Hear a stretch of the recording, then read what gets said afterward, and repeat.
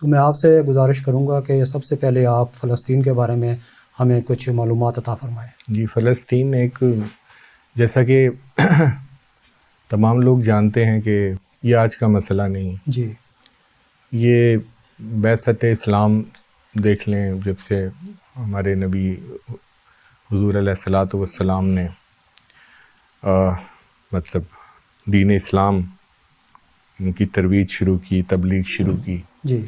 تب سے لے کے اور آج تک وہ ایک رفٹ ہے، ایک جنگ ہے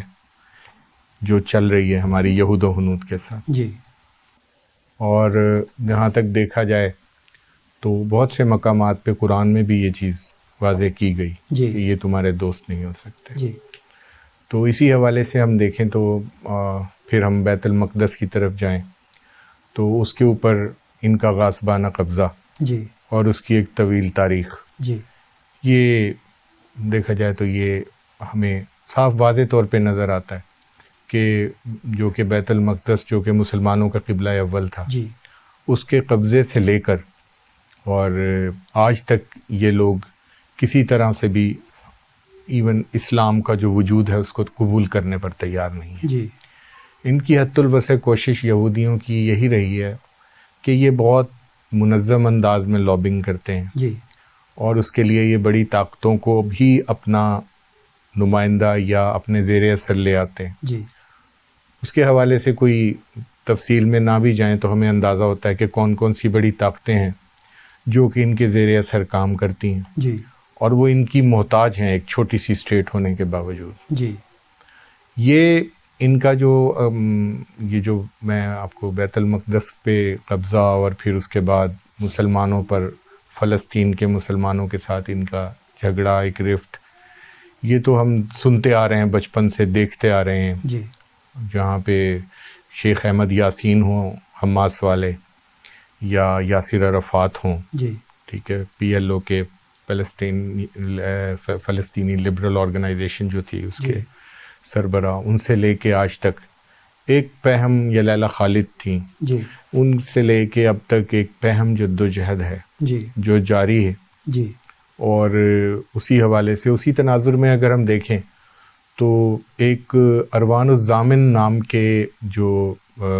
فلم ساز تھے جو کہ یہ ڈاکومنٹریز بناتے تھے، جی الجزیرہ ٹی وی میں انہوں نے یہ انکشاف کیا تھا کہ 1799 میں نپولین بوناپارٹ نے اس خواہش کا اظہار کیا جی کہ ایک یہودی ریاست جو ہے وہ فلسطین کے اندر قائم کی جائے۔ جی، اور اس کے بعد یہ کہ وہ نپولین چونکہ پھر وہ لڑائی ہار گئے، اور وہ سارا اس کا جو جد و جہد تھی وہ ختم ہو گئی، تو وہ پھر وہ سلسلہ وہاں پہ رک گیا، بریک آ گیا، رک گیا۔ اس کے بعد یہ بتدریج جاری رہا اور سال، 2 سال، 1.5 سال کے بعد جو ان کی تنظیمیں تھیں فلسطینی، ان کے حوالے سے ہم سنتے رہے کہ وہ اب ایک نئے انداز سے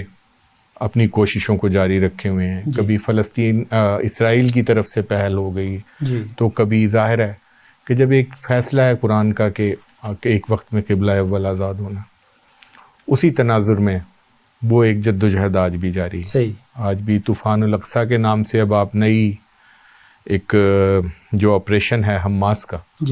اس کے حوالے سے آپ خبریں سن رہے ہیں، اور انہی خبروں میں ہم روزانہ سنتے ہیں کہ کتنا اس حوالے سے جانی نقصان ہو گیا، کتنے اسرائیلی، ابھی تک جو 7 اکتوبر سے غالباً یہ سلسلہ شروع ہوا اور یہ تاحال جاری ہے، بمباری کی صورت میں اور راکٹ فائرنگ کی صورت میں، اور جو مطلب جو ان کا وہ ہیوی اسلحہ ہے وہ استعمال کیا جا رہا ہے اب فلسطینیوں کے اوپر، ان کے گھر توڑ دیے گئے ہیں، مسمار کر دیے گئے ہیں۔